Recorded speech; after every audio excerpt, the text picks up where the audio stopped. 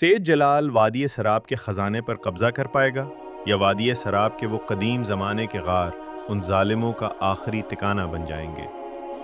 رات کی تاریخی اپنے عروج پر تھی۔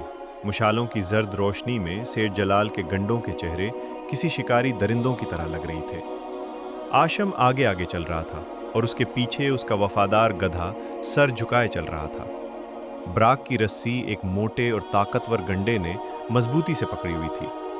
سید جلال اپنی گھوڑی پر سوار تھا اور اس کی آنکھوں میں حوض کی ایسی آگ جل رہی تھی جو شاید سمندر کے پانی سے بھی نہ مچ تھی۔ جلدی چلو اے دو کری کے کسان، اگر سورج نکلنے سے پہلے عمان نہیں پہنچے تو میں تیری خال اتروا کر اس میں بھوسا بھروا دوں گا۔ سید جلال اپنی گھوڑی کو ایڑ لگاتے ہوئے گر رہا، لیکن ہاشم نے کوئی جواب نہیں دیا۔ وہ خاموشی سے چلتا رہا اور اس کی نظریں آسمان کی طرف تھیں، جیسے وہ اپنے رب سے کوئی اشارہ مانگ رہا ہو۔ اسے اپنی جان کی پرواہ نہیں تھی، بلکہ وہ یہ نہیں چاہتا تھا کہ وہ مقدس اکسیر اور وہ شفا بانٹنے والا علم اس ظالم انسان کے ہاتھ لگ جائے، جسے وہ غریبوں کا خون چوچنے کے لیے استعمال کرے۔ کچھ دیر کے بعد وہ وادی سراب کے دہانے پر پہنچ گئے۔ رات کے وقت وہ وادی دن سے بھی زیادہ خوفناک لگتی تھی۔ کالی چٹانوں کے سائے ایسے طویل ہو رہی تھے جیسے کوئی دیتے ہو وادی میں داخل ہوتے ہی۔ ایک پر اسرار اور سرد ہوا چلی جس نے کئی گنڈوں کی مشالیں بجھا دیں۔ گھوڑے آگے بڑھنے سے انکاری ہو گئے اور ہنانے لگے۔ جلال کی اپنی گھوڑی بھی پچھلے پیروں پر کھڑی ہو گئی اور اس نے جلال کو گراتے گراتے بچایا۔ یہ کیسی منحوس جگہ ہے، جلال کے ایک گنڈے نے چلا کر کہا۔ سیٹھ جلال نے اپنی تلوار کو نکالا جو پیچھے ہٹا۔ میری تلوار اس کے سینے سے پار ہو جائے گی، سب ساتھ ساتھ چلو۔ سب ساتھ ساتھ چلنے لگے۔ وادی کی خاموشی اتنی گہری تھی کہ ان کے اپنے ہی قدموں کی آہٹ انہیں ڈرا رہی تھی۔ جیسے جیسے وہ وادی سراب میں داخل ہوتے جا رہی تھے تو وادی سراب کا جادو ظاہر ہونے لگا تھا۔ کچھ گنڈوں کو کچھ سائے اپنے پیچھے آتے ہوئے دکھائی دینے لگے۔ کسی کو اپنے کانوں میں سرگوشیاں سنائی دیتی۔ خوف ان کے دلوں پر ہیوی ہو رہا تھا، مگر سیٹھ جلال کا لالچ ہر خوف سے بڑا تھا۔ اچانک براق رک گیا۔ اس نے اپنے کان کھڑے کیے اور ہوا کو سونگنے لگا۔ ہاشم سمجھ گیا تھا کہ اسے خطرے کا احساس ہو گیا ہے۔ براق نے زور سے جھٹکا مارا۔ گنڈے کے ہاتھ سے رسا چھوٹ گیا اور گنڈا زمین پر جا گرا اور گالیاں بکنے لگا۔ اور پھر براق ہاشم کے پاس قریب آ کر کھڑا ہو گیا اور اس کے قمیض کو پکڑ کر ایک خاص سمت کی طرف کھینچنے لگا۔ ہاشم حیران ہوا کیونکہ وہ راستہ اس غار کی طرف نہیں جاتا تھا جہاں پر علم دفن تھا، بلکہ وہ وادی ہلاک کی طرف جاتا تھا۔ یہ وہ بھول بھلیا والے غار تھے۔ یہاں پتھروں کے ایسے غار تھے جہاں پر انسان کی اپنی ہی آواز اسے پاگل کر دے۔ ہاشم سمجھ گیا کہ یہ کوئی عام جانور نہیں، قدرت اس کے دماغ سے اپنا کام لے رہی ہے۔ سیٹھ جلال ہاشم نے پیچھے مڑ کر کہا، میرا جانور راستہ جانتا ہے، خزانہ ان پہاڑوں کے پیچھے ہے۔ سیٹھ جلال نے چیختے ہوئے سب کو حکم دیا، جلدی اس غار میں چلو۔ سب اس تاریخی غار میں ڈیفینیشن ہو گئے۔ غار کے اندر اندھیرا اتنا وسیع تھا کہ مشالے کی روشنی بھی صرف تھوڑی دور تک دیکھ سکتی تھی، اور چھت سے ٹپکنے والا پانی ایسی آواز نکالتا جیسے کوئی گھڑیاں بجا رہا ہو۔ براق تیزی اور ہوشیاری کے ساتھ تنگ راستوں سے ہوتا ہوا جا رہا تھا۔ جلال اور اس کے گنڈے سونے کے لالچ میں اس کے پیچھے پیچھے جلدی جلدی چل رہے تھے۔ جیسے ہی وہ غار کے سب سے بڑے حصے میں پہنچے تو غار کا سب سے بڑا سحراب ان کے سامنے آیا۔ مشالے کی روشنی جب غار کے پتھروں پر پڑی تو وہ چمکنے لگی۔ دراصل وہ ایک عجیب اور غریب ریت تھی جو روشنی پڑنے پر سونے کی طرح چمک رہی تھی، مگر لالچ میں اندھے اس جلال کو لگا کہ اس نے خزانہ حاصل کر لیا ہے۔ سونا، ہر طرف سونا ہی سونا ہے۔ جلال غصے میں چیخا اور دیواروں کو نوچنے لگا۔ اس کے گنڈے بھی اپنا ہوش کھو بیٹھے۔ وہ ایک دوسرے کو دھکے دینے لگے اور اپنے خنجر نکال کر دیواروں کو خرچنے لگے۔ وہ لالچ میں اس قدر اندھے ہو گئے، وہ بھول گئے کہ وہ کہاں ہیں۔ ان کی آواز غار میں اس طرح گونجنے لگی کہ ایک خوفناک منظر بن گیا، یہ سونا میرا ہے، پیچھے ہٹ جاؤ۔ کمینوں، جلال نے اپنے ہی آدمی کے سینے میں تلوار گھوم دی۔ خون کی بو نے غار کا اور بھی خوفناک لمحہ بنا دیا۔ یہ وہ لمحہ تھا جس کا براق کو انتظار تھا۔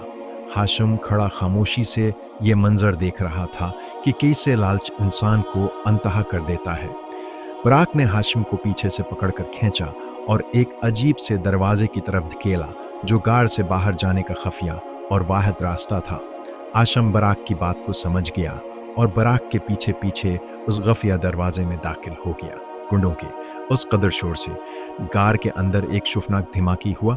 गार की बोसीदा छत फट गई। जलाल, जिसके हाथों में वो रीत था, उसने ऊपर देखा।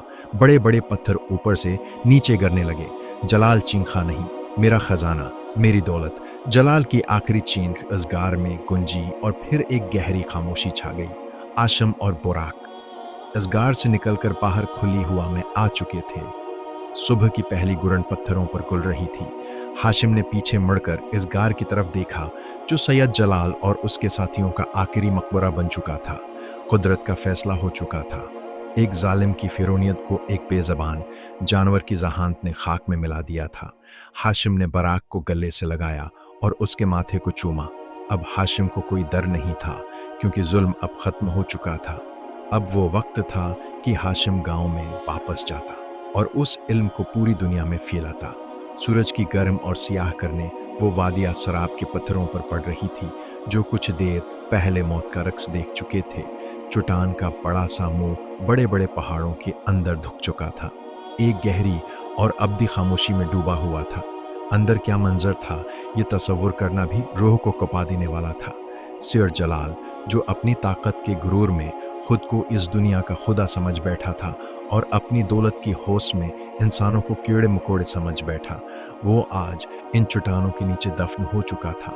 उसके हाथों में सोने की बजाय चमकने वाली रेत थी, जिसके लालच में उसने अपनी जान हमेशा हमेशा के लिए गंवा दी और लालच का बत हमेशा हमेशा के लिए पाश पाश हो गया। हाशिम काफ़ी देर उस बंद चट्टान के सामने खड़ा रहा। उसकी आंखों में फतेह की चमक नहीं थी, बल्कि एक गहरा दिख था। वो जानता था कि सैयद जलाल की मौत उसकी अपनी हौस की वजह से थी, मगर एक इंसानियत के नाते उसे एक इंसान की जान का जिया का दिख ज़रूर था।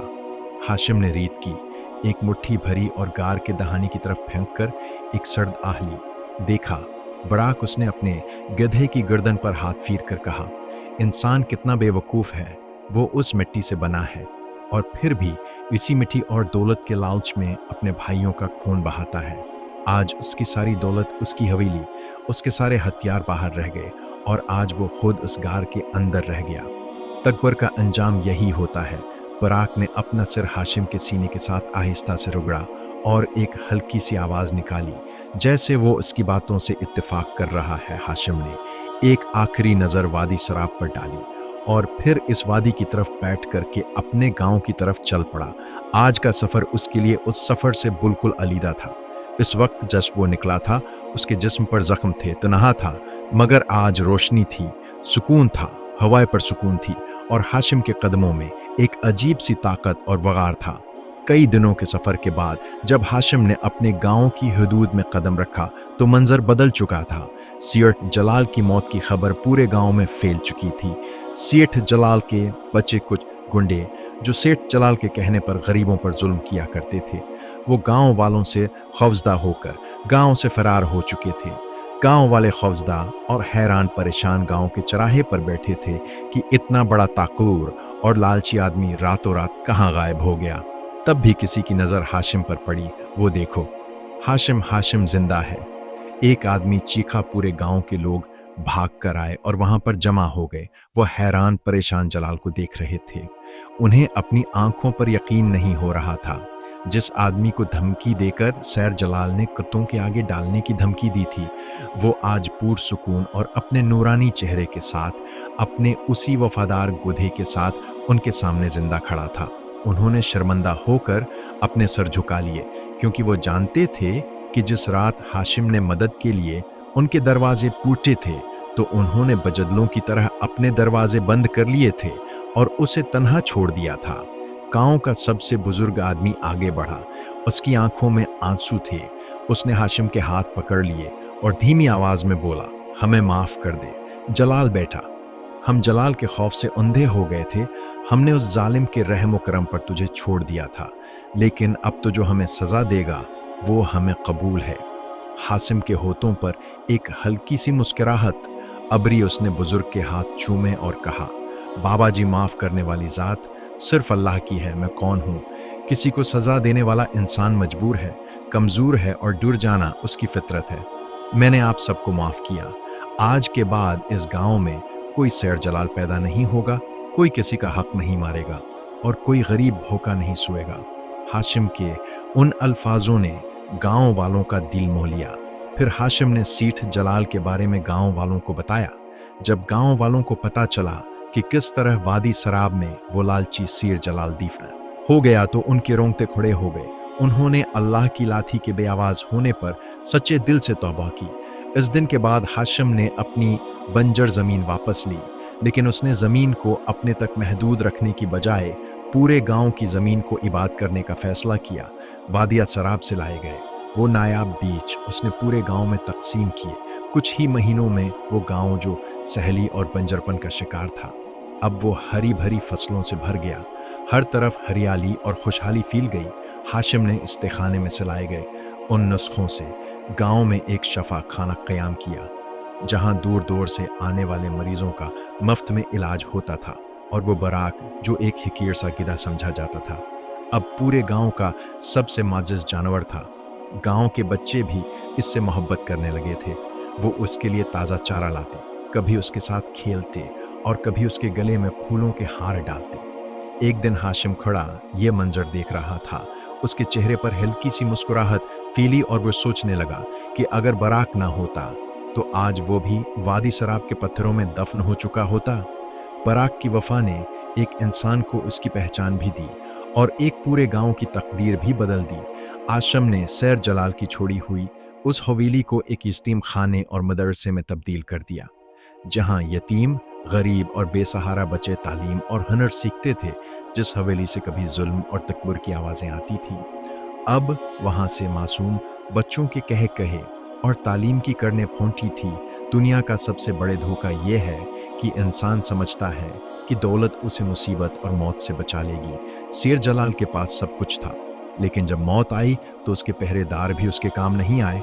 जिंदगी में अगर कुछ कमाना है तो लोगों के दिल कमाओ, दुआएं कमाओ और बेज़बानों पर रहम करो, क्योंकि दुनिया के जब सारे रास्ते बंद हो जाते हैं तो कुदरत वहां से रास्ता खोलती है, जहां से इंसान का गुमान भी नहीं होता। आज के इंसान को भी ये फैसला करना है कि क्या वो भी शेर जलाल बनकर अपने हौस के गार में दफन होना चाहता है, या हाशिम बनकर इंसानियत के काम आकर इंसानों के दिलों में जिंदा रहना चाहता है। और इसी के साथ हमारी कहानी का अख्ताम होता है। प्यारे दोस्तों, उम्मीद करता हूँ कि आज की ये कहानी आपको पसंद आई होगी। अगर वीडियो अच्छी लगी हो तो कमेंट्स में अपनी राय का इजहार ज़रूर कीजिएगा। हमारे चैनल को सब्सक्राइब कर दीजिएगा। वीडियो देखने का बहुत बहुत शुक्रिया।